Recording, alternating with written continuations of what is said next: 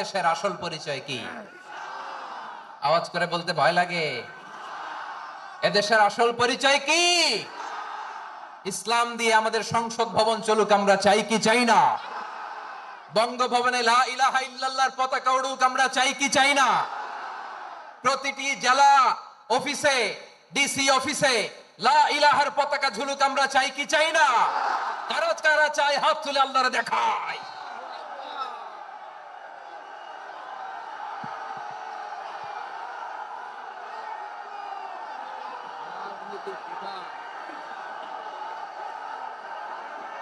জাপানের দুইটা উদাহরণ দেই, খেয়াল করে একটু শুনেন, বুঝবেন। আল্লাহ, 2022 সালে জাপানের সাথে জার্মানির খেলা, ফিফা ওয়ার্ল্ড কাপ 2022। এক পক্ষে জাপান, আরেক পক্ষে কোন দেশ? কথা শোনে নাই। এক পক্ষে কোন দেশ, আরেক পক্ষে? সবাই এক পক্ষে, আরেক পক্ষে। ওই খেলায় জিতেছিল জাপান, জিতেছিল 22 সালের এই ফিফা ওয়ার্ল্ড কাপে জাপান ফুটবল খেলায় জিতে as a part of their celebration তারা খেলার পরে পুরো স্টেডিয়ামটারে ক্লিন করে, the fan base of Japan. Lakh lakh মানুষ খেলা দেখতে যায়, তো এত ডাস্টবিনও তো নাই। তো যারা ডাস্টবিনে জায়গা পায় নাই, তারা এই যে চকলেটের প্যাকেট, পানির বোতল, চিপসের প্যাকেট তারা এদিকে সেদিকে রেখে দিয়েছে। জাপানের ভক্তরা, জাপানের ফলোয়াররা as a part of their celebration তারা খেলার পরে পুরো স্টেডিয়ামের সব ময়লা আবর্জনা ক্লিন করে তারপরে বিদায় নিয়েছে। তাদেরকে কি ক্লিন করার দায়িত্ব দেওয়া হয়েছিল? এই যশোর, জাপানের যে ছেলেরা খেলা দেখতে গেছিল ওদেরকে কি ক্লিন করার দায়িত্ব দিছিল? তারা কি স্টেডিয়ামের পরিচ্ছন্নতা কর্মী? তাদের আকল, তাদের সিক্স সেন্স তাদেরকে বলেছে। ছোটবেলা থেকে জাপান গভর্নমেন্ট ওদেরকে এত পরিচ্ছন্নতা শেখায়, ক্লিনলিনেস অ্যাওয়ারনেস ক্যাম্পেইন করায়। ক্লাসে আমি দেখেছি, ক্লাসে নিজের বেঞ্চ নিজে মুছে, ক্লাসের মাঝখানে একটা সময় দেয়, নিজের টেবিল নিজে মুছে, নিজের ক্লাসরুমটা নিজে পরিষ্কার করে। রাস্তাঘাটে একটা ধুলা নাই, ময়লা নাই, একটা টিস্যু নাই। খেলার পরে গোটা বিশ্বকে তাক লাগিয়ে দিয়েছে। জাপানের ফ্যানরা সবার রেখে যাওয়া গার্বেজ, টিস্যু, বোতল পরিষ্কার করে তারপরে স্টেডিয়াম থেকে বিদায় নিয়েছে। আমরা কেন এমন হইতে পারলাম না?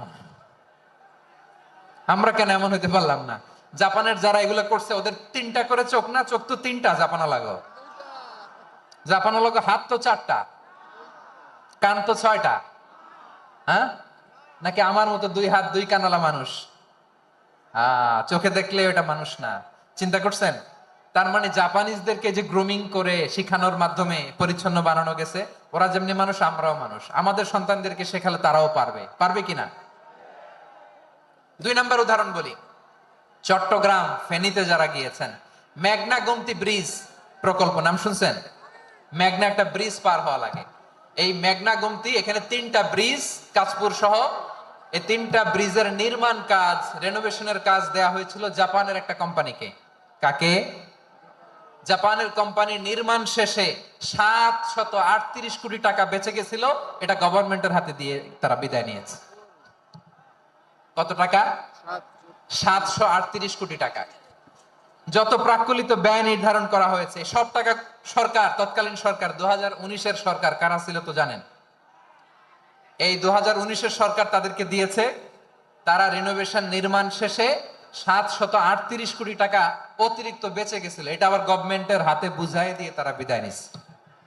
আমরা কেন এমন হইতে পারলাম না? জাপানের ওরাও মানুষ, আমরাও মানুষ। তার মানে মানুষে মানুষে পার্থক্য আছে না নাই? আচ্ছা, জাপানের দুইটা উদাহরণ দিলাম, এবার আমার দেশের দুইটা উদাহরণ দিব না? বাংলাদেশের দুইটা উদাহরণ দিই। এক নম্বর উদাহরণ, গত সপ্তাহে আপনারা জানেন কক্সবাজার আমার একটা প্রোগ্রাম ছিল, তো হেলিকপ্টারে গিয়েছিলাম। ফেনী জেলা যখন পার হচ্ছি, আমি দেখলাম তিনটা উইন্ড মিল। উইন্ড মিল চিনেন তো? বিশাল পিলার, তিনটা চারটা পাখা থাকে। বায়ু বিদ্যুৎ কেন্দ্র, বাংলাদেশের প্রথম বায়ু বিদ্যুৎ কেন্দ্র এটা। মুহুরী প্রজেক্ট বলে ওটা, সম্ভবত মুহুরী প্রজেক্ট। তো সাগরের বাতাসের ঝাপটায় এটা ঘুরে এনার্জি হয়, ইলেকট্রিসিটি উৎপাদন হয়।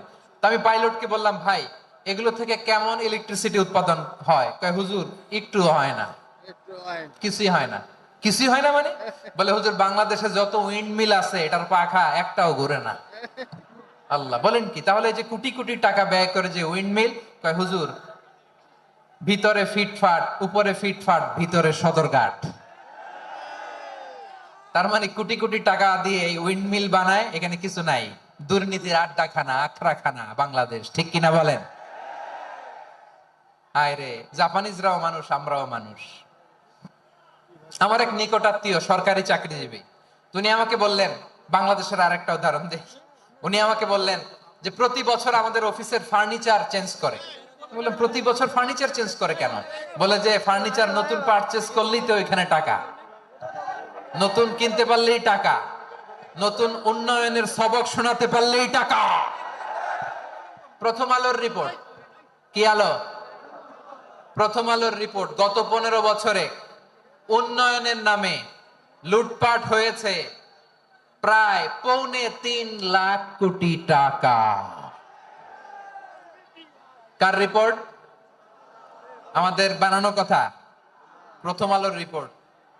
গত 15 বছরে কারা ছিল জানেন তো? হ্যাঁ, শুধু ওনাদেরকেই দোষ দিয়ে লাভ নাই। স্বাধীনতার পর থেকে শুধু শাসকের হাত বদল হয়েছে, আমরা কিছু পাই নাই, ঠিক কিনা বলেন? শুধু ওনাদের দোষ দিয়ে কি লাভ? একদল খাইছে, আরেক দল খাওয়ার জন্য রেডি হয়ে আছে। আমরা এরকম চাই না। আমরা চাই স্বাধীন সার্বভৌম বাংলাদেশ। আমরা চাই দুর্নীতিমুক্ত বাংলাদেশ। আমি নিউজটা যে কতবার পড়লাম, এটা কি সম্ভব? 3.25 কোটি টাকা লুটপাট, মানে লুটপাট করতে করতে এদেশের জনগণকে ফুটপাতে বসায় দিচ্ছে। প্রিয় ভাইরা, জাপানের মানুষও মানুষ, আমরাও মানুষ। সিদ্ধান্ত আপনার, কোন মানুষ হবেন, ভালো মানুষ না খারাপ মানুষ? আজকের আলোচনার বিষয় হচ্ছে মানব সম্পদের উন্নয়ন, human resource development. It's a process to increase the capacity of knowledge, skill, capacity of the people of a country. একটা দেশের মানুষের জ্ঞান, তাদের দক্ষতা কি করে বাড়ানো যায়, বাড়িয়ে দেশের উন্নয়ন করানো যায়, এটাই হচ্ছে মানব সম্পদ উন্নয়নের মূল কথা। তাহলে মানব সম্পদ হচ্ছে একটা দেশের সবচাইতে শক্তিশালী পুঁজি। প্রাকৃতিক সম্পদ, খনিজ সম্পদের চেয়েও দামি হচ্ছে মানব সম্পদ। আমার প্রিয় যশোর, প্রাকৃতিক সম্পদ, খনিজ সম্পদের চেয়ে দামি সম্পদ কি সম্পদ? আল্লাহ তাআলা দয়া করে আমাদেরকে এই মানব সম্পদ দিয়েছেন। আসুন আমাদের এই মানুষগুলোকে আমরা সোনার মানুষ বানাই। রাজি আছেন তো সবাই? রাজি আছেন? মানুষ পারে না এমন কোনো কিছু নাই, চাইলে সব পারে। এজন্য মানুষকে তারবিয়া দিতে হবে, যথাযথভাবে তাদেরকে গড়তে হবে। আসুন আমরা সিরাতের আয়নায় বিশ্বনবীর জীবনী থেকে দেখি তিনি কিভাবে হিউম্যান রিসোর্সকে ম্যানেজ করতেন। যদি আপনাদের সময় হয়, দু একটা উদাহরণ দিয়ে আজকে আমি আমার আলোচনার বিদায় নিব। হবে? সময় হবে কয়েক মিনিট? হ্যাঁ, শান্ত থাকবেন তো? শান্ত থাকবা? হ্যাঁ, ঠিক আছে। বিষ্ণু ইসলাম কিভাবে হিউম্যান রিসোর্সকে ম্যানেজ করতেন, মজার কথা আছে কয়েকটা, বলে বিদায় নিব। বিশ্বনবী কিভাবে এই মানব সম্পদকে ম্যানেজ করতেন? বিশ্বনবী, he was a very good talent hunter, চৌকস ট্যালেন্ট হান্টার ছিল। কার মধ্যে কি ট্যালেন্ট আছে দেখলেই বুঝে ফেলতেন। সুবহানাল্লাহ পড়বেন না? কি নবী আমরা পেয়েছি! He was a very good talent hunter. আমার নবী, তিনি চৌকস ট্যালেন্ট হান্টার ছিলেন। কার মধ্যে কি প্রতিভা বের করতেন, ওই প্রতিভাকে ইসলামের কল্যাণে কাজে লাগাতেন। সুবহানাল্লাহ বলেন। যাকে যেই জায়গায় সেট করলে ভালো হবে তাকে ওই জায়গায় সেট করতেন। কয়েকজন সাহাবীর জীবনী শোনাই। আবু মাহজুরা রাদিয়াল্লাহু তাআলা আনহু, মক্কার মুয়াজ্জিন, আগে ছিল মুশরিক, পরে হইছে মুমিন। উনি কিভাবে মুমিন হইলেন এই ঘটনাটা একটু আপনাদের শোনাতে চাই। তা আপনাদের তো সময় নাই হাতে, সময় আছে? এই জেনজি শেষ করে দিল আজকের প্রোগ্রামটা। 1 ঘন্টা ধাক্কা ধাক্কি করে কেমনে দাঁড়ায় আছে আমি বুঝলাম না।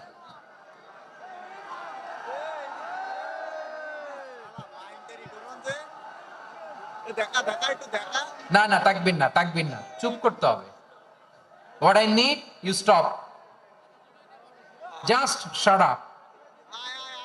চুপ। হ্যাঁ, ঠিক আছে, এভাবে।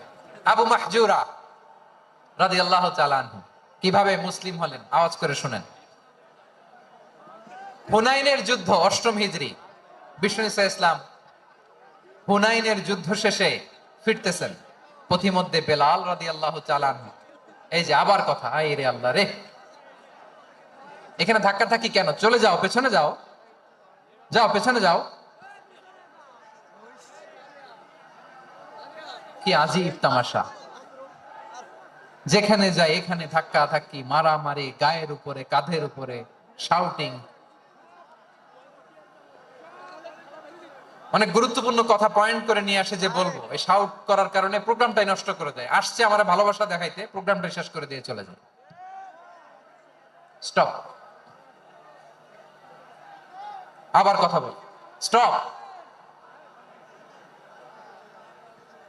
হুনাইনের যুদ্ধে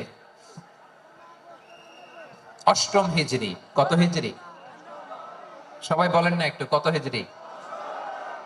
8ম হিজরিতে হুনাইনের যুদ্ধে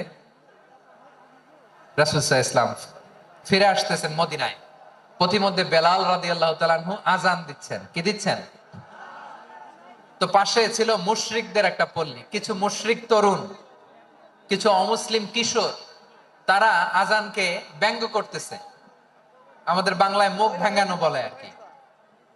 বেলাল রাদিয়াল্লাহু তাআলা আনহু আযান দিচ্ছেন, ওই বাচ্চাগুলো মুশরিক, তো ওরা আযানকে ব্যঙ্গ করতেছে, বিকৃতি করে ওরাও আযান দিচ্ছে। উদ্দেশ্য হচ্ছে আযানকে নিয়ে ঠাট্টা করা। উদ্দেশ্য কি?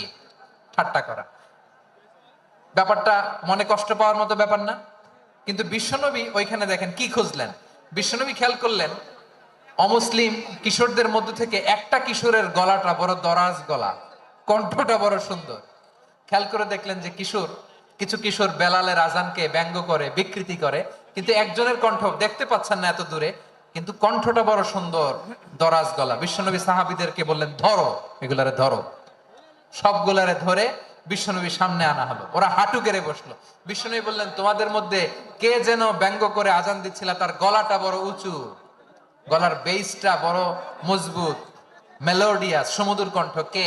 আবু মাহজুরা বলে, আমার বন্ধুরা সবাই আমার দিকে আঙ্গুল দেখায়, আমি পড়ে গেছি বিপদে।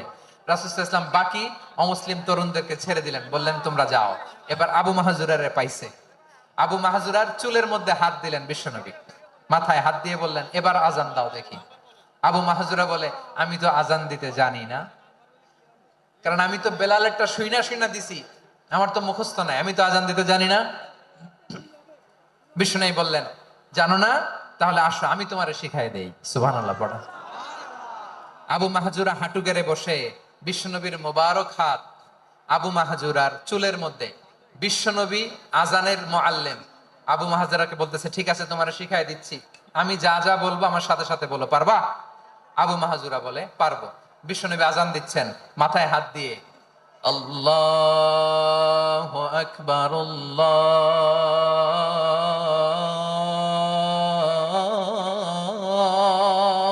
আকবার। আবু মাহজুরা এই বাক্যটা পড়লেন। বিশ্বনবী দ্বিতীয় বাক্য পড়তে আরম্ভ করলেন, আল্লাহু আকবার, আল্লাহু আকবার। আবু মাহজুরা এই বাক্যটা বললেন। বিশ্বনবী আবু মাহজুরার মাথার মধ্যে হাত দিয়ে তৃতীয় বাক্য বললেন, আশহাদু আল্লা ইলাহা ইল্লাল্লাহ।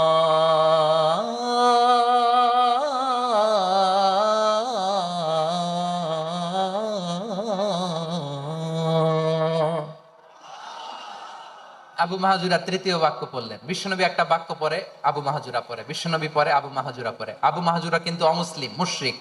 আবু মাহজুরা বলে, এক একটা বাক্য পড়ি আমার কলিজাটা গলে ঠান্ডা হয়ে যায়। এতদিন মোহাম্মদকে গালি দিতাম, এখন মোহাম্মদ আমার মাথায় যখন হাত রাখছে আমার সারা শরীর ঠান্ডা হয়ে গেছে। বিশ্বনবী আযান শিখাচ্ছেন, একটা একটা বাক্য পড়ে আবু মাহজুরাও পড়ে, বিশ্বনবী পড়ে আবু মাহজুরাও পড়ে।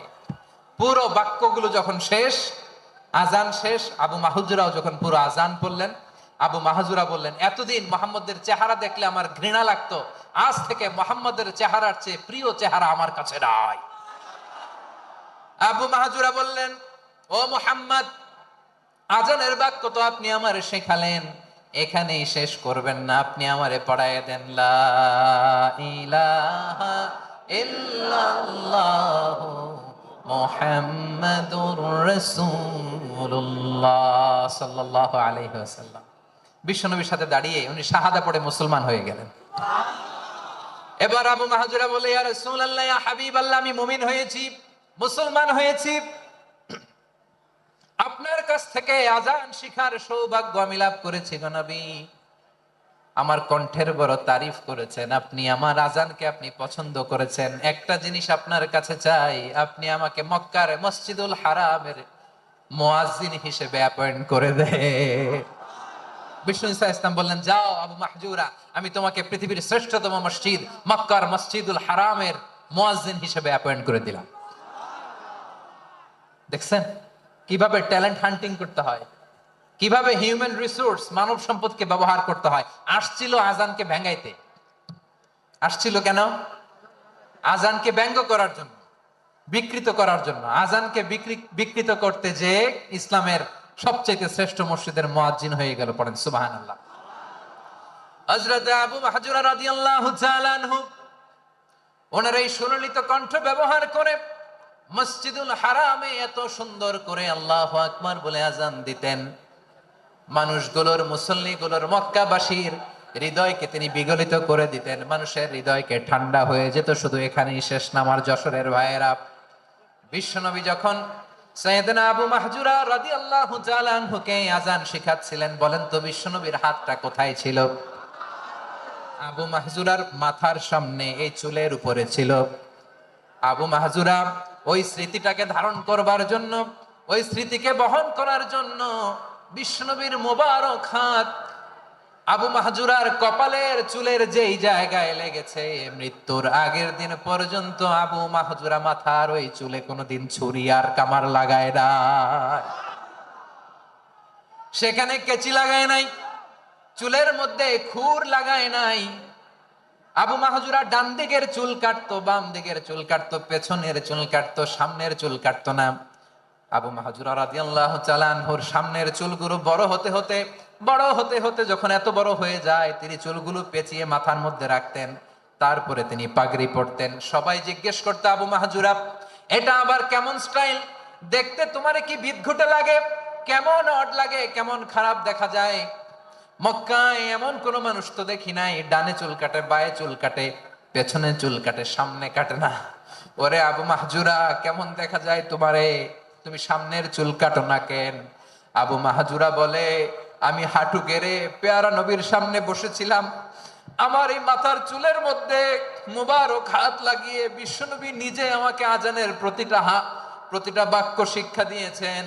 বিশ্বনবীর মোবারক হাত, পবিত্র হাত আমার মাথার চুলের যে জায়গায় লেগেছে, আমি চাই ওই চুলগুলা নিয়ে আমি আমার কবরের ভিতরে যাব। সাইয়েদনা আবু মাহজুরা রাদিয়াল্লাহু তাআলা আনহু ইন্তেকালের আগের পর্যন্ত মাথার সামনের চুলগুলা কাটে নাই। মাথার সামনের চুল তিনি কাটেন নাই। সুবহানাল্লাহি বিহামদি। কেমন ভালোবাসতেন বিশ্বনবী সাহাবীদেরকে, সাহাবারা কেমন ভালোবাসতেন বিশ্বনবীকে।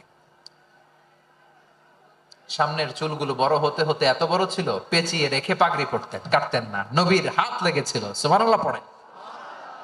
তাহলে what is the lesson? Moral of the story কি? মোরাল অফ দ্য স্টোরি হচ্ছে, আসছিল আজানকে ব্যঙ্গ করার জন্য, বিকৃত করার জন্য, হয়ে গেল মসজিদুল হারামের মুয়াজ্জিন। দেখেন বিশ্বনবী একটা খারাপ সিচুয়েশনের মধ্যে থেকে কি ভালো জিনিস বের করে আনলেন। আমি যে শুরুতে বলেছি কিভাবে তিনি হিউম্যান রিসোর্সকে ডেভেলপ করেছেন, ম্যানেজ করেছেন। তিনি যে চৌকস ট্যালেন্ট হান্টার ছিল, দেখেন সবার মধ্যে থেকে এর বাছাই করে মুয়াজ্জিন বানাই দিয়েছেন। সুবহানাল্লাহ পড়েন। তার মানে এই না সবাইরে ধরে ধরে উনি মুয়াজ্জিন বানাইছেন। যার যেই ট্যালেন্ট আছে তাকে ওই কাজে অ্যাসাইন করেছেন। যার যেই প্রতিভা আছে তার প্রতিভাকে ইসলামের কাজে লাগিয়েছেন। সুবহানাল্লাহ পড়েন। যায়েদ বিন সাবিত রাদিয়াল্লাহু তাআলা আনহু নাম শুনেছেন? যশোর, কথা বেরোয় না। যদি জায়গায় সালমান খানের নাম শুনছেন, সবাই হাত তুলবে, জি হুজুর শুনছি, মানে সব দেখা শেষ। সালমান খান, আমির খান, অমুক খান, সব খান মুখস্থ, কিন্তু জায়েদ বিন সাবেতের নাম মুখস্থ নাই মুসলমানদের। যেই সাহাবী মাথা সামনের চুল কাটে নাই, মসজিদুল হারামের মুয়াজ্জিন বানাইছেন বিশ্বনবী, ওই সাহাবীর নাম কি? খায়া ফেলাইছে, স্লোগানের সাথে খায়া ফেলাইছে। আবু মাহজুরা, কি নাম? আবু মাহজুরা আল জুমাহি রাদিয়াল্লাহু তাআলা আনহু। এই নামটা আজকে নিয়ে যাইতে হবে যশোর। আবু মাহজুরা রাদিয়াল্লাহু তাআলা আনহু। দুই নম্বরে বলছিলাম যায়েদ বিন সাবিত রাদিয়াল্লাহু তাআলা আনহু। বিশ্বনবী দেখলেন মদিনার এই আনসারী সাহাবী হাইলি ট্যালেন্টেড, ইন্টেলেকচুয়াল, মেরিটোরিয়াস, জ্ঞানের প্রতি তার আকর্ষণ, মারাত্মক আকর্ষণ। বিশ্বনবী তাকে দায়িত্ব দিলেন, কোরআন যা নাজিল হয় তুমি লিখো, কাতিবুল ওয়াহি বানায় দিলেন। সুবহানাল্লাহ। যায়েদ বিন সাবিতরে আবার আজান শিখান নাই, কারণ তার মধ্যে বিশ্বনবী প্রতিভা দেখেছেন, একাডেমিক প্রতিভা। বিশ্বনবীর একাডেমিক প্রজেক্ট গুলো তিনি হ্যান্ডেল করতেন। যায়েদ বিন সাবিত ছিল বিশ্বনবীর ব্যক্তিগত সচিব। কি ছিল? ব্যক্তিগত সচিব, বোঝেন নাই? বিশ্বনবীর ব্যক্তিগত সচিব এবং দোভাষী। ইহুদিরা কিছু লিখে দিলে এটার অর্থ বিশ্বনবীরে বুঝায় দিতেন, আবার ইহুদিদের কাছে কিছু লিখতে হলে তিনি লিখে দিতেন। বিশ্বনবী একদিন বললেন, ইন্নী ওয়াল্লাহি মা আমানু ইয়াহুদা আলা কিতাব। ইহুদিরা যে চিঠি পাঠায় অর্থ তো বুঝি না, আরেক ইহুদি আইনে অর্থ করা লাগে। আবার ইহুদিদের কাছে কিছু লিখে পাঠাইতে চাইলে আমরা তো লিখতে পারি না, ইহুদিরে দিয়ে লেখা লাগে। ওরা যে পয়রা শোনায় লিখে দেয়, আমি ওদের বিশ্বাস করি না, আমার নিজের একজন লোক দরকার। বিশ্বনবী এই যায়েদ বিন সাবিতকে চুজ করলেন ল্যাঙ্গুয়েজের জন্য। উনি বললেন, যায়েদ তোমার সফট স্কিলকে ডেভেলপ করতে হবে, তুমি হিব্রু ল্যাঙ্গুয়েজ শিখে ফেলো। যায়েদ বিন সাবিত বলল, বিশ্বনবীর মোটিভেশন আর ইন্সপিরেশন পেয়ে আমি 15 দিনে ইহুদিদের এই হিব্রু ল্যাঙ্গুয়েজ শিখে ফেললাম। শুধু শিখে ফেললাম না, হাত্তা হাদিয়াতু, even I became master in the language. এই ভাষা আমি পারদর্শী হয়ে গেলাম। এরপরে ইহুদিরা চিঠি লিখে পাঠালে আর কোন ইহুদি ডাকা লাগতো না, আমি নবীর এটার অর্থ শুনে পরে বুঝায় দিতাম। আবার ইহুদিদের কাছে চিঠি লেখা লাগলে আমি যায়েদ বিন সাবিত চিঠি লিখে দিতাম। সুবহানাল্লাহ। দেখেন, এত সাহাবীর মধ্য থেকে বিশ্বনবীর একাডেমিক প্রজেক্ট, ব্যক্তিগত সচিব, দোভাষী হিসেবে তিনি যায়েদ বিন সাবিতের মতো তরুণকে নির্বাচিত করেছেন। কেমন ট্যালেন্ট হান্টার ছিল আমার নবী! সুবহানাল্লাহ পড়বেন না? বিশ্বনবীর ইন্তেকালের পরে সাইয়েদনা আবু বকর রাদিয়াল্লাহু তাআলা আনহু যখন খলিফা হয়ে আসলেন, কোরআনকে সংকলনের দায়িত্ব দেয়া লাগবে, কোন সাহাবীকে দিবেন? সব সাহাবারা মিলে পরামর্শ করলেন। সাইয়েদনা আবু বকর, ওমর সবাই মিলে এই বিশাল কোরআন সংকলনের গুরু দায়িত্ব বিশ্বনবীর ব্যক্তিগত সচিব, বিশ্বনবীর দোভাষী, বিশ্বনবীর সিলেক্ট করাই লোক যায়েদ ইবনে সাবিত রাদিয়াল্লাহু তাআলা আনহুকে দিয়েছে। কোরআনের কপি তো আজকে এখানে রাখে নাই। এই যে আজকের যে কোরআন পড়েন, এটা আগে এরকম ছিল না। কোরআন নাজিল হলে সাহাবারা চামড়ার, ওটের চামড়ায় লিখে ফেলতো, ওটের চ্যাপ্টা হাড্ডির মধ্যে লিখে ফেলতো, গাছের গুড়ির মধ্যে লিখে ফেলতো, বিভিন্ন জনের কাছে ছড়ানো ছিটানো ছিল। আবু বকর রাদিয়াল্লাহু তাআলা আনহু একসাথে করলেন, পরবর্তীতে ওসমান রাদিয়াল্লাহু তাআলা আনহু একসাথে করলেন। 114 সূরার এখন এই মুসহাফ, এই কম্পাইলেশন, এই কপি আমরা পেয়েছি, যার হিউজ কন্ট্রিবিউশন ছিল। এই পুরো কোরআন কম্পাইলেশনের প্রজেক্ট ম্যানেজার ছিল যায়েদ বিন সাবিত রাদিয়াল্লাহু তাআলা। কোরআন কম্পাইলেশনের প্রজেক্ট ম্যানেজার। দেখেন, ওনারে মাথায় হাত দিয়ে আজান শিখায় নাই। সুবহানাল্লাহ কইবেন না? তাহলে প্রথম সাহাবী আবু মাহজুরাকে মুয়াজ্জিন বানাইলেন, যায়েদ বিন সাবিতকে ব্যক্তিগত সচিব আর দোভাষী বানালেন, মুসআব ইবনে উমাইর রাদিয়াল্লাহু তাআলা আনহুকে ইসলামের প্রথম অ্যাম্বাসেডর বানালেন। তাহলে তৃতীয় নাম্বার একজন সাহাবীর নাম বলছি, মুসআব ইবনে উমাইর। মুসআব, কি নাম? নামটা কেমন লাগে? এই কয়েকজনের ভাল লাগে, বাকিদের ভাল লাগে না? ভাল লাগে? এই এই আর কয়েকটা মিনিট দেওয়া যাবে না আমাকে আল্লাহর রাস্তে? হ্যাঁ, ঠিক আছে। আমি তোমাদেরকে ভালোবাসা দেখাবো, দোয়া করব, যদি চুপ থাকো, একেবারে চুপ, কষ্ট সহ্য করো, বাকিরে যা সওয়াব পাবে তোমরা ডবল পাবা, যেহেতু কষ্ট বেশি, কিন্তু চুপ। 3 নাম্বার সাহাবীর নাম মুসআব। এই ধাক্কাধাক্কি কেন? ধাক্কাধাক্কি কেন রে ভাই? না না না, এরকম হইলে আসবো না যশোর, আমি আর আসবো না। হয় পিছনে চলে যাও, নাহলে চুপ, ডাকাডাকি নেই। 3 নম্বর সাহাবীর নাম মুসআব। কি নাম? He was the first ambassador in Islam. ইসলামের প্রথম ডিপ্লোম্যাট, প্রথম কূটনৈতিক, ইসলামের প্রথম কূটনৈতিক, ইসলামের প্রথম ডিপ্লোম্যাট, প্রথম অ্যাম্বাসেডর মুসআব ইবনে উমাইর। মক্কার তরুণ যুবক, উনি পারফিউম লাগাইলে মানুষ দেখলেই বুঝতো এটা মুসআব লাগাইছে। এমন ড্যাশিং ফেসের ছিল, এমন স্মার্ট ড্যাশিং ফেস, এমন পার্সোনালিটির মানুষ ছিল মুসআব রাদিয়াল্লাহু তাআলা আনহু। কারণ যিনি ইসলামের স্পোকম্যান হবেন, মুখপাত্র হবেন, তার স্মার্ট হওয়ার দরকার আছে না নাই? আকাবার প্রথম শপথ যখন হলো, তাদের সাথে বিষ্ণু ঈসা ইসলাম মদিনাতে একজন মুখপাত্র পাঠালেন, ডিপ্লোম্যাটকে পাঠালেন, অ্যাম্বাসেডর অফ ইসলাম। তিনি হচ্ছেন মুসআব ইবনে উমাইর। পড়েন সুবহানাল্লাহ। বিশ্বনবী দেখলেন সে অনেক স্মার্ট, তার ডেডিকেশন আছে, সিনসিয়ারিটি আছে, এবং মদিনায় যে আউস খাজরাজ গোত্রের নেতাদের সাথে ডিল করতে হবে, ইহুদিদের সাথে ডিল করতে হবে, ওখানে একজন পাক্কা জানু খেলোয়াড়ের দরকার আছে না নাই? মুসআব ইবনে উমাইর রাদিয়াল্লাহু তাআলা আনহু, ওনাকে বিষ্ণু ঈসা ইসলাম চুজ করলেন। এবং বিষ্ণু ঈসা ইসলামের এই চুজিংটা, এই সিলেকশনটা এত সুন্দর ছিল, তিনি মদিনাতে যে বিশ্বনবী আসার আগেই মদিনার জমিনকে তিনি উর্বর করে ফেলছেন। প্রতিটা ঘরে ঘরে কালিমার দাওয়াত তিনি পৌঁছায় দিচ্ছেন। জুমার বিধান নাজিল হয়েছে, কিন্তু মক্কায় পরিবেশ নাই জুমা পালনের। বিষ্ণু ঈসা ইসলাম একজনকে দিয়ে খবর পাঠালেন, যাও মদিনায় মুসাবকে যে বলো, মুসাব তো আমার শিক্ষক, আমার স্পোকম্যান, মদিনাতে যেন তারা জুমা কায়েম করে। বিশ্বনবীর আগেই মুসাব মদিনার মুসলিমদেরকে নিয়ে মদিনায় প্রথম জুমা কায়েম করে ফেলছে। কোন সুবহানাল্লাহ। ডিপ্লোম্যাটদের কেমন হইতে হয়, অ্যাম্বাসেডরের কেমন হইতে হয়, মুসআব রাদিয়াল্লাহু তাআলা আনহুর কাছ থেকে শিখে নাও। মুসআব নামটা কেমন লাগে? যশোর যাদের সন্তান হবে, ছেলে সন্তান, আমার রাস্তায় পাইলি সবাই জিজ্ঞেস করে, হুজুর একটা নাম দেন, আমার ছেলে হবে। যশোরবাসীর জন্য আমি একটা নাম দিয়ে দিলাম, নাম রাখতে হবে মুসআব। কি নাম? নামটা যাদের ভাল লাগে, ছেলে সন্তান অনাগত আসবে, মনে চাইলে নাম রেখে দিবেন মুসআব রাদিয়াল্লাহু তাআলা আনহুর নামে মুসআব। তাহলে মুসআব রাদিয়াল্লাহু তাআলা আনহুকে বিশ্বনবী ল্যাঙ্গুয়েজ শিখান নাই, সফট স্কিল শিখান নাই। যায়েদ রাদিয়াল্লাহু, তিনি হিব্রু ল্যাঙ্গুয়েজ শিখেছেন, সুরিয়ানি শিখেছেন, কিন্তু মুসআবকে তিনি বানিয়েছেন the spokesman of Islam, the first diplomat, the ambassador of Islam. সুবহানাল্লাহ পড়বেন না? আব্দুল্লাহ ইবনে আব্বাস রাদিয়াল্লাহু তাআলা আনহু, বিশ্বনবীর কাজিন, চাচাতো ভাই। আবার মাইমুনা রাদিয়াল্লাহু তাআলা আনহু, মাইমুনা নবীর স্ত্রী, তিনি ছিলেন আব্দুল্লাহর আপন খালা। তো নবীর বউ যদি ওনার খালা হয়, নবী তার কি? বুঝে নাই, নবী তার কি? খালু।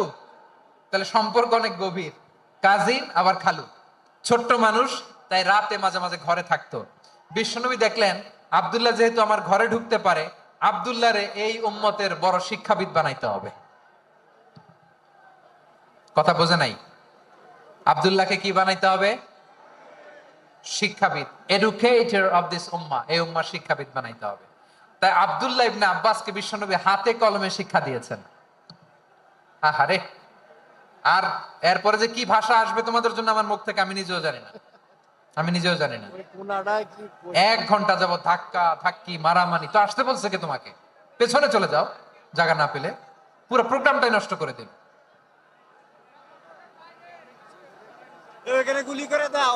জি, আমার দিকে তাকান, আমি শেষ করে দিচ্ছি। হবে না, ইন্টেলেকচুয়াল আলোচনা এখানে হবে না, আমি বুঝতে পারছি, আমি শেষ করে দিচ্ছি। আব্দুল্লাহ ইবনে আব্বাস রাদিয়াল্লাহু তাআলা আনহু, মনোযোগ দিয়ে কয়েকটা মিনিট শুনুন, আমি এখনই শেষ করে দিচ্ছি, এরপর আওয়াজ করবে। এই যে এগুলো কি আমি বুঝলাম না। আমি বললাম না সব করা যাবে, বসে যাও, শুয়ে যাও, চলে যাও, আওয়াজ করা যাবে না। অন্যকে বসো এটাও বলার দরকার নাই, জাস্ট এদিকে তাকাও। আল্লাহ। আব্দুল্লাহ ইবনে আব্বাস রাদিয়াল্লাহু তাআলা আনহু, ওনাকে বিশ্বনবী হাতে কলমে শিক্ষা দিয়েছেন, যেহেতু উম্মতের শিক্ষাবিদ হবেন, এডুকেটর হবেন। তো বিশ্বনবী রাতে যখন তাহাজ্জুদ পড়তেন, ছোট্ট আব্দুল্লাহ ঘরে থাকতো। বুঝতে পেরেছেন? ছোট্ট মানুষ তো ঘরে থাকতো। তো বিশ্বনবী তাহাজ্জুদের জন্য একবার দাঁড়িয়েছেন, ছোট্ট আব্দুল্লাহ ওযু করে দাঁড়াইছে। আচ্ছা বলেন তো, ইমাম আর মুসল্লি মোট যদি দুইজন হয়, একজন ইমাম একজন মুসল্লি, তো মুসল্লি ইমামের কোন দিকে দাঁড়াবে? ডানে দাঁড়াবে। ছোট্ট আব্দুল্লাহ বোঝে নাই, বিশ্বনবী তাহাজ্জুদ শুরু করেছেন, উনি ইক্তেদা করছেন আর দাঁড়াইছেন বায়ে। কোথায় দাঁড়িয়েছেন? আব্দুল্লাহ বলেন, যখন আমি বায়ে দাঁড়ালাম, আখাযা রাসূলুল্লাহ সাল্লাল্লাহু আলাইহি ওয়াসাল্লাম উযুনি আল ইউমনা ইয়াফতিলুহা, বিশ্বনবী নামাজরত অবস্থায় আমার কান ধরে টেনে আমার ডান দিকে এনে দাঁড় করায় দিলেন। পড়েন সুবহানাল্লাহ। দেখেন, হাতে কলমে শিক্ষা। আর জীবনে ভুল হবে? কথা কয় না, আর ভুল হবে? আর ভুল হবে না। এভাবে বিশ্বনবীর অনেক সঙ্গ পেয়েছেন, সফর করেছেন, একই বাহনে বসেছেন, এক বাহনে বসে লম্বা নাসিহত করেছেন, বলেছেন, ইয়া গোলাম ইহফাদিল্লাহ ইয়াহফাজকা, ইহফাদিল্লাহ তাজিদহু তুজাহাক, ইদা সাআলতা ফাসআলিল্লাহ ওয়া ইদা ইসতাআনতা ফাসতাইন বিল্লাহ। আল্লাহর বিধান মানো, আল্লাহর বিধান রক্ষা করো, আল্লাহ তোমায় রক্ষা করবে। আব্দুল্লাহ, চাইতে হলে আল্লাহর কাছে চাও, সাহায্য চাইতে হলে আল্লাহর কাছে সাহায্য চাও। মনে রাখো, গোটা বিশ্বের সবাই যদি তোমার সাহায্য করতে চায়, ততটুকুই করতে পারবে যতটুকু আল্লাহ তোমার নসিবে রেখেছে।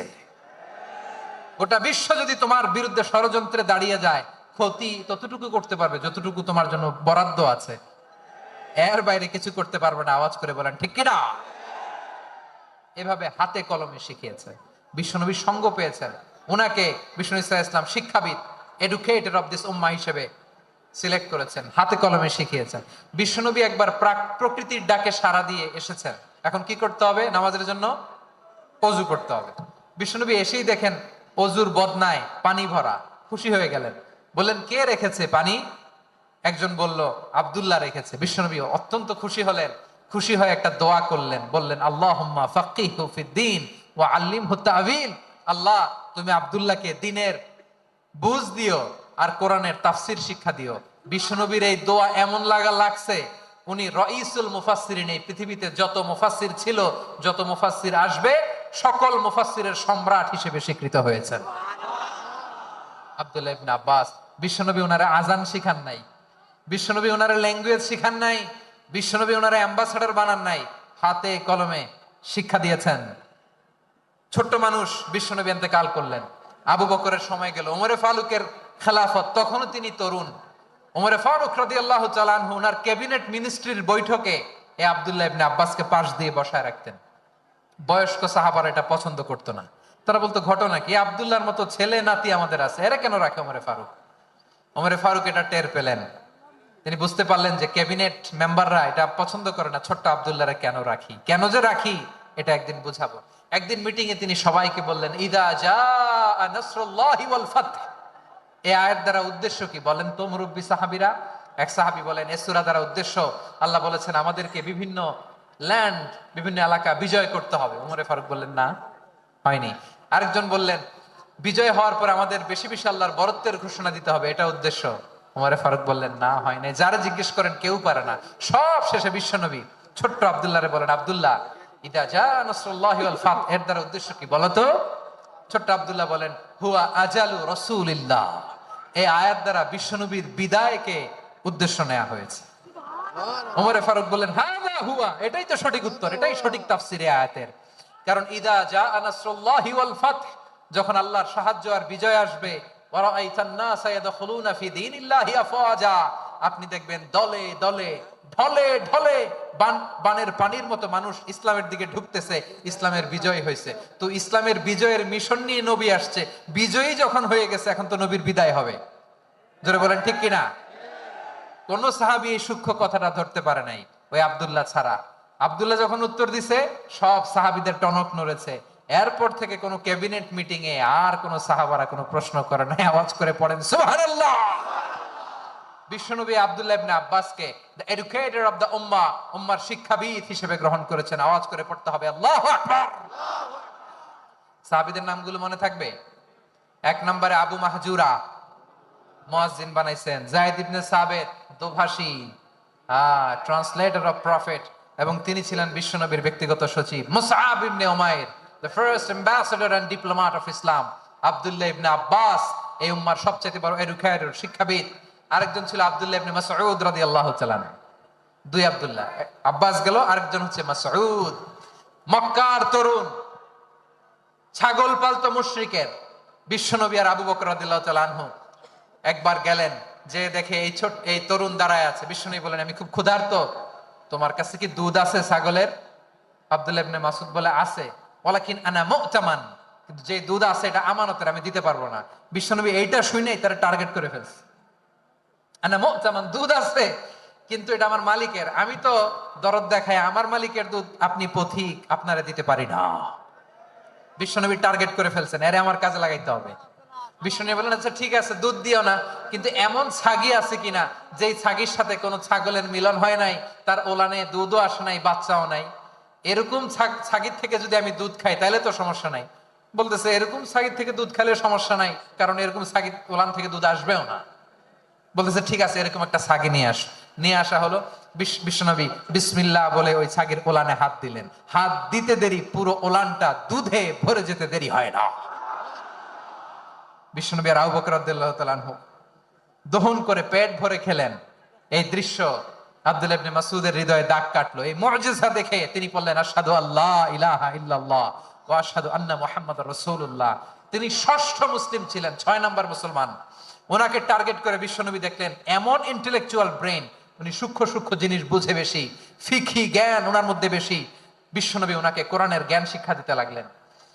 উনি বিশ্বনবী সবার কাছে কোরআন শোনায়, কিন্তু বিশ্বনবী নিজে আব্দুল্লাহ ইবনে মাসউদের কাছ থেকে কোরআন শুনতো। বিশ্বনবী একবার বললেন, ইকরা আলাইয়া ইয়া মাসউদ। ইবনে মাসউদ, একবার শোনাও তো কোরআন দেখি। আব্দুল্লাহ ইবনে মাসউদ বলে, আকরাউ আলাইকা ওয়া আলাইকা উনজিল। নবী, আপনার উপর কোরআন নাজিল হয় আর আমি আপনার সামনে কোরআন পড়বো? বিশ্বনবী বললেন, ইন্নী উহিব্বু আন আসমাআহু মিন গায়রি। আমি নিজে পড়তে যেমনি ভালোবাসি, অন্যে পড়ুক আমি শুনবো, এটাও আমি ভালোবাসি। সূরা নিসা তিনি তেলাওয়াত করে শুনিয়েছেন। এমন সূক্ষ্ম সূক্ষ্ম বিষয় বিশ্বনবী উনাকে ধরিয়ে দিয়েছেন। উনি হয়ে গিয়েছেন, আব্দুল্লাহ ইবনে আব্বাস হয়েছেন রাইসুল মুফাসসিরিন, ওই হয়ে গিয়েছেন ফাকিহুল উম্মাহ। ওনার চাইতে বড় ফকি এই পৃথিবী আর দেখবে না। চিল্লায় বলেন সুবহানাল্লাহ। উনি বলতেন, ওয়াল্লাহি ওয়াল্লাহি ইল্লাযী লা ইলাহা গায়রু মা উনজিলাত সূরাতুন ইল্লা ওয়া আনা আ'লামু আইনা উনজিলাত ওয়া ফিমা উনজিলাত। বিশ্বনবী এমন ভাবে কোরআনের দার্স আমাকে দিয়েছেন, কোরআনে যত সূরা নাজিল হয়েছে, যেখানে নাজিল হোক না কেন আমি জানি এটা কোথায় নাজিল হয়েছে এবং কোন প্রেক্ষাপটে নাজিল হয়েছে। এমন একটা সূরা নাই যে সূরার কোথায় নাজিল হয়েছে আমি মাসুদের জানা নাই, কোন প্রেক্ষাপটে নাজিল হয়েছে আমার জানা নাই। এরকম ঘটবে না। চিল্লায় বলেন আল্লাহু আকবার। এই আব্দুল্লাহ ইবনে মাসউদ রাদিয়াল্লাহু তাআলা ওমর ফারুকের সময় কুফার চিফ জাস্টিস ছিলেন। কুফা নগরীর চিফ জাস্টিস। চিফ জাস্টিস বুঝেন নাই? বিচারপতি। কি ছিলেন? সবাই বলে নাই, কি ছিলেন? বিচারপতি ছিলেন। এবং ওনার যে ফিকহি জ্ঞানের ধারা, এটাই আলকামা, ইব্রাহিম আন-নাখাই, হাম্মাদ ইবনে সুলাইমান হয়ে ইমাম আবু হানিফা পর্যন্ত পৌঁছেছে। এবং ওনার ফিকহি জ্ঞানের ধারাই হানাফি মাযহাবে অ্যাকসেপ্ট হয়েছে। আজও এগুলো হানাফি মাযহাবে চর্চিত হয়। হানাফি মাযহাবের সব ফিক আব্দুল্লাহ ইবনে মাসউদের ফিকহি জ্ঞানের ধারা থেকে নেওয়া হয়েছে। চিল্লায় পড়েন সুবহানাল্লাহ। তাহলে উনাকে বিশ্বনবী বানিয়েছেন জুরিস্ট, জুরিস্ট, আইনবিদ, ফাকিহ। উনারে আজান শিখান নাই। হিউম্যান রিসোর্স ডেভেলপমেন্ট কিভাবে করবেন, মানব সম্পদের উন্নয়ন কিভাবে করতে হয়, কিভাবে যার যেখানে প্রতিভা কাজে লাগাতে হয় উনি দেখিয়েছেন। সুবহানাল্লাহ পড়বেন না? খালিদ বিন ওয়ালিদ নাম শুনছেন? কে কে শোনেন নাই হাত তোলেন। কি ছিলেন? বীর যোদ্ধা। বীর যোদ্ধা ছিলেন খালিদ বিন ওয়ালিদ। কিন্তু তিনি ইসলাম ধর্ম গ্রহণ করেছেন অনেক দেরিতে, 8ম হিজরিতে। তার মানে 8ম হিজরির আগে উনি মুশরিকদের পক্ষে লড়াই করেছেন।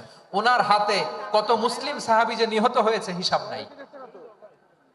বিশ্বনবী টার্গেট করে রাখছে, তুমি আমাদের মুসলিমদের এত ক্ষতি করলা, তুমি যখন মুসলমান হবা তোমার দিয়ে আমি এমন কাম করামু যে এটা আর কেউ করতে পারবে না। সুবহানাল্লাহ নাই? যশোর ক্লান্ত হয়ে গেছে।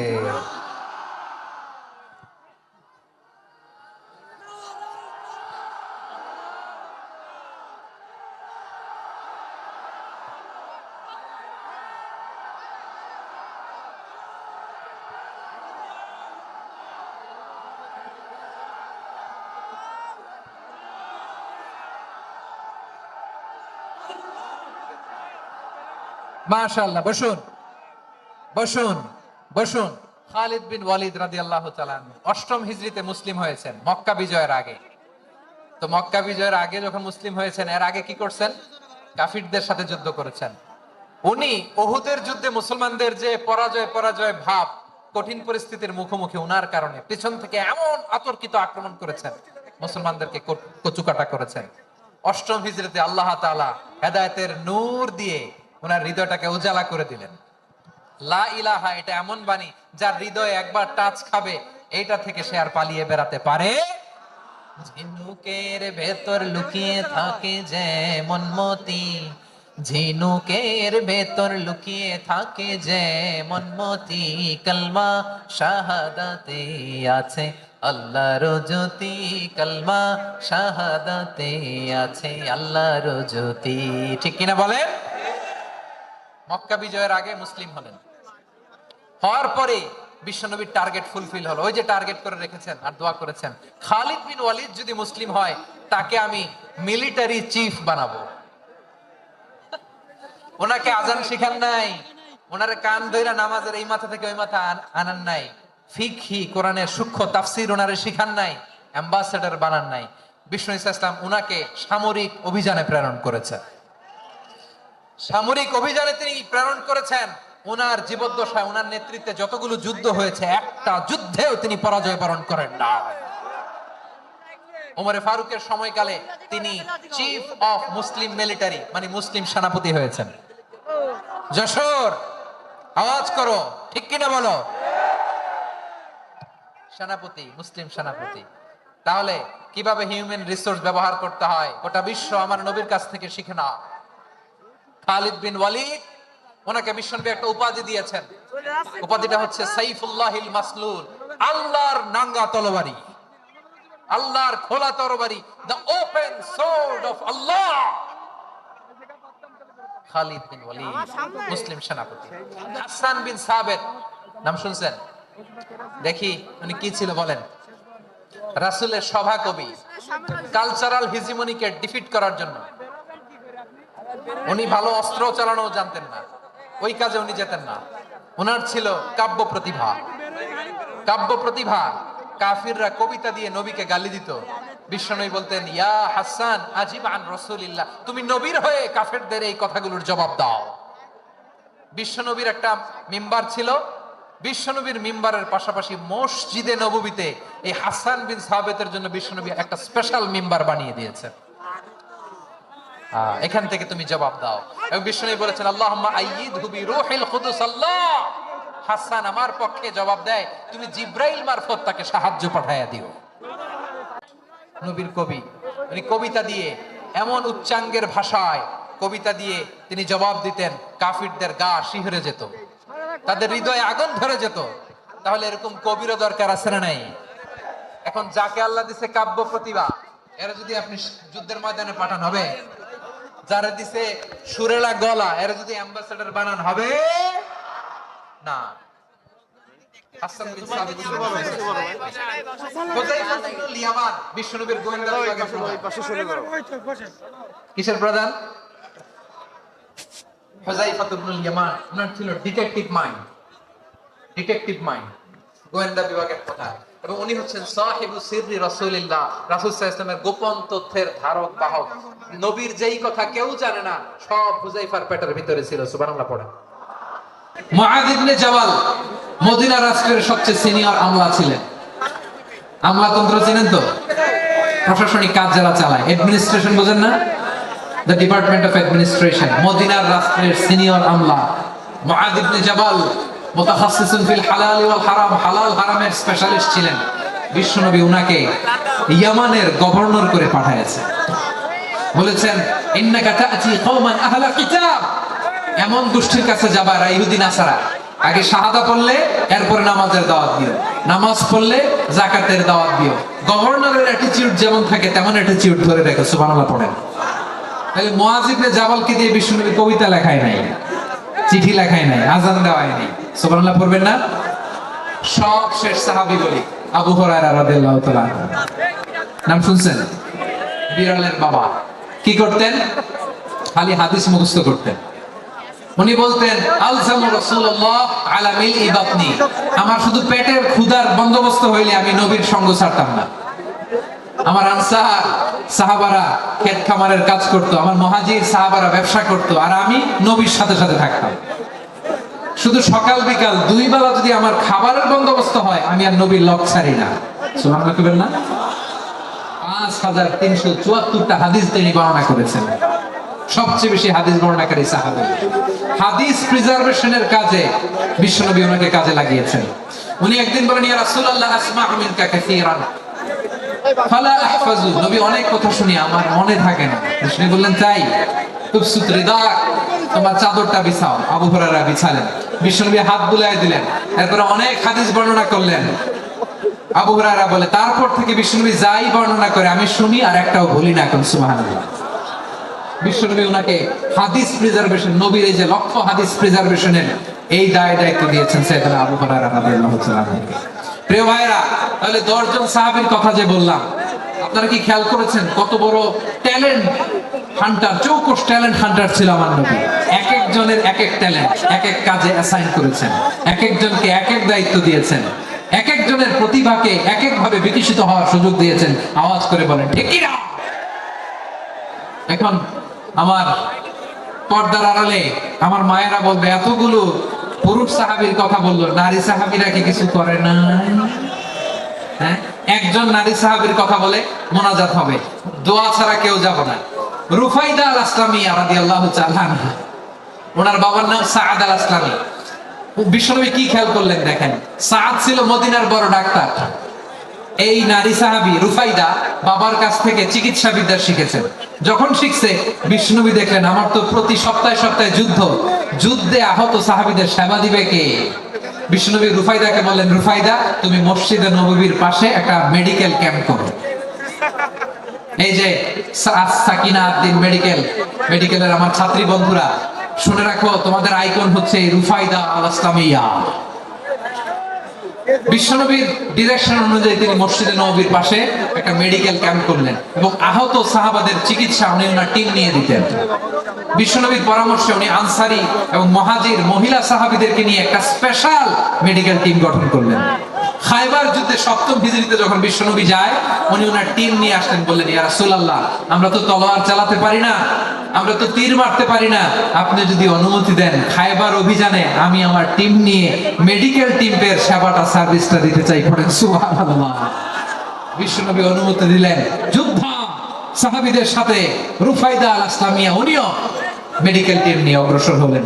খায়বারের প্রতিটা আহত ইনজুর্ড সাহাবী যারা ইনজুরির শিকার হয়েছেন, সবাই রুফাইদা আল আসলামিয়ার মেডিকেল ক্যাম্প থেকে চিকিৎসা সহায়তা পেয়েছেন। সুবহানাল্লাহ। দেখেন কিভাবে বিশ্বনবী ট্যালেন্ট বাছাই করতেন। আপনি অবাক হবেন, বাহরাইনের মেডিকেল ইউনিভার্সিটিতে রুফাইদা আল আসলামিয়া মেডিকেল প্রাইজ অ্যাওয়ার্ড প্রতি বছর দেয়া হয়। যদি 8 দিনের এই মেডিকেল আমার বোনেরা যদি জেনে থাকো, জানো না আমরা নতুন করে জানো, সার্চ দিও রুফাইদা আল আসলামিয়া মেডিকেল অ্যাওয়ার্ড বাহরাইনের ইউনিভার্সিটিতে দেওয়া হয়। প্রিয় ভাইরা, তাহলে আলোচনার সামারি আমরা করি। বিশ্বনবী যার যেখানে ট্যালেন্ট তাকে ওইখানে কাজে লাগাতেন। আওয়াজ করে বলেন ঠিক কিনা? এবার একটা ইন্টারভিউ হবে, আওয়াজ করে বলেন আবু মাহজুরাকে বিশ্বনবী কি বানাইছেন? হ্যাঁ, ভুলে গেছেন? সামনের চুলে হাত দিয়ে বিশ্বনবী কি সুন্দর গলায় আজান শিখালেন। মুয়াজ্জিন যায়েদ বিন সাবিতকে একাডেমিক প্রজেক্টের দায়িত্ব দিয়েছেন, তিনি ছিলেন বিশ্বনবীর দোভাষী ব্যক্তিগত সচিব। Musab ibn Umair the first ambassador of Islam, Abdullah ibn Abbas উম্মার বড় শিক্ষাবিদ মুফাসসির, আব্দুল্লাহ ইবনে মাসউদ ছিলেন জুরিস্ট। কি ছিলেন?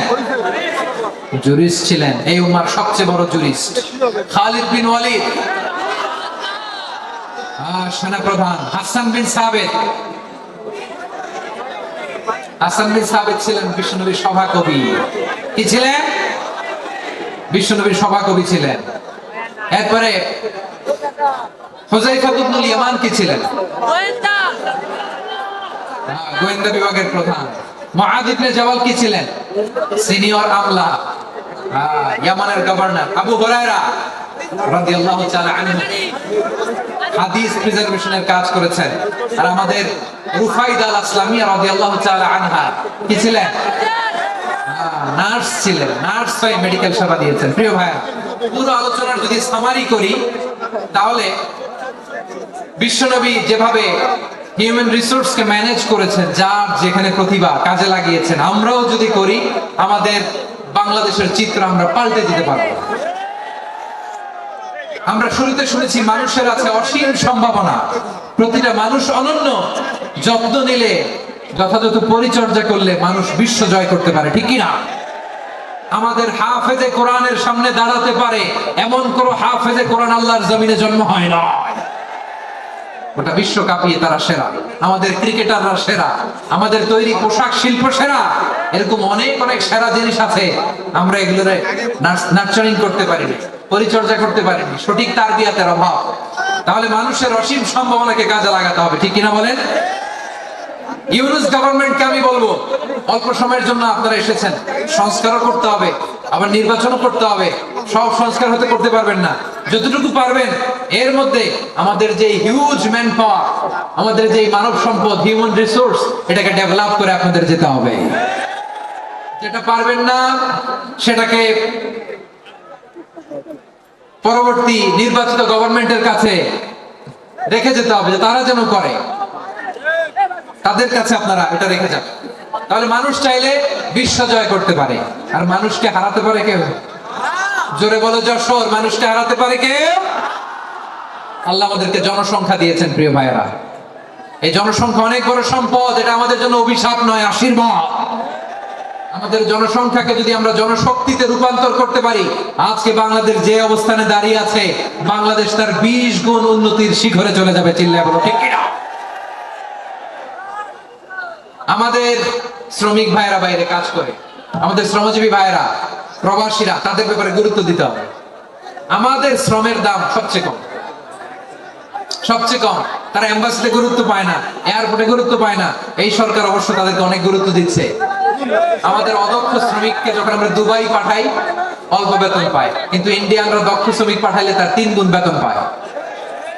আমরা আমাদের শ্রমিকদেরকে অদক্ষ ভাবে আর পাঠাতে চাই না, দক্ষ শ্রমিক পাঠিয়ে আমরা রেমিটেন্সের বন্যা বইয়ে দেব। আমাদের শ্রমিকদের পাঠানো রেমিটেন্সের টাকায় সচল থাকে আমার দেশের অর্থনীতির চাকা। তাদেরকে সবচেয়ে গুরুত্ব দিতে হবে। আমরা পেয়েছি ফ্রিডম ফাইটার, মুক্তিযোদ্ধা, আর আমার প্রবাসী ভাইরা হচ্ছে রেমিটেন্স ফাইটার। জোরে বলো ঠিক কিনা? তাহলে আমাদের এই জনশক্তিকে জনসম্পদে ট্রান্সফর্ম করতে হবে, ঠিক কিনা বলেন? সরকার জনগণকে এভাবে পলিশ করতে হবে। মা বাবারা ছেলে মেয়েদের মধ্যে কার কোন যোগ্যতা তাকে ওইভাবে কাজে লাগাতে হবে। সবার এ প্লাস পাওয়ার কোনো দরকার নেই। আমাদের দেশে একটা টেন্ডেন্সি আছে, পরীক্ষায় এ প্লাস না পাইলে কই তুই কি করলি, পাশের বাড়ির ছেলে এ প্লাস পাইছে, যা ওর পা ধোয়া পানি খা। কি খা? আমি ভাবছি যে পা ধোয়া, এ প্লাস পাওয়া ছেলেদের পা ধোয়া পানির একটা পানির ব্র্যান্ড বানাইতে হবে, এরকম লেখা থাকবে এ প্লাস পাওয়া ছেলেদের পা ধোয়া পানি। খাওয়া নাই, এগুলার খাওয়া নাই। ওরে আল্লাহ এ প্লাস পাওয়ার জন্য বানাইছে, আর আপনার ছেলেকে এই এ প্লাস গুলারে নিয়ন্ত্রণ করার জন্য আল্লাহ বানাইছে। ওকে দিয়ে আল্লাহ কি করবে আপনি জানেনই না। একটা এ প্লাস, একটা এ গ্রেড একটা মানুষের জীবনকে ঠিক করে দিতে পারে না। আপনার ছেলেকে আল্লাহ অন্যদিকে যোগ্যতা দিয়েছে। ওদের মনোবল ভাঙবেন না, খবরদার, খবরদার। ছেলে মেয়েদের মনোবল ভাঙবেন না। যাকে দিয়ে যেটা হবে তাকে দিয়ে সেটা করতে হবে, তার প্রতিভাকে সেভাবে কাজে লাগাতে হবে। তাহলে বাংলাদেশ, আমাদের এই জনসংখ্যা জনসম্পদে রূপান্তরিত হবে। আমাদের সরকারের তত্ত্বাবধানে আমাদের 18 কোটি জনগণ দক্ষ জনশক্তিতে রূপান্তরিত হোক। আমরা চাই কি চাই না? আমরা ভালো মানুষ, শ্রেষ্ঠ মানুষ হতে চাই কি চাই না? ওই জাপানিজদের মতো সৎ, ওই ইউরোপিয়ানদের মতো কালচার, আমাদেরকে আল্লাহ তাআলা কোরআন সুন্নাহ অনেক কিছু দিয়েছেন। যেহেতু বর্তমানে আমরা দেখছি তারা সৎ, তাদের মধ্যে ভ্যালু আছে, সেগুলো আমাদের মধ্যে আনার দরকার আছে না নাই? আর ইসলাম দিয়ে আমাদের জীবনকে সাজাতে হবে, ইসলাম দিয়ে আমার পরিবারকে সাজাতে হবে। ইসলাম থেকে, কোরআন থেকে প্রেসক্রিপশন না নিলে জীবন সুন্দর হবে না। কোরআন থেকে প্রেসক্রিপশন না নিলে সমাজ সুন্দর হবে না। কোরআনের প্রেসক্রিপশন না মানলে রাষ্ট্র সুন্দর হবে না। কোরআনের প্রেসক্রিপশন অ্যাপ্লাই না করলে শুধু দুর্নীতি দমন কমিশন দিয়ে দুর্নীতি বন্ধ করা যাবে না। এজন্য কোরআনের আইন আমরা চাই কি চাই না?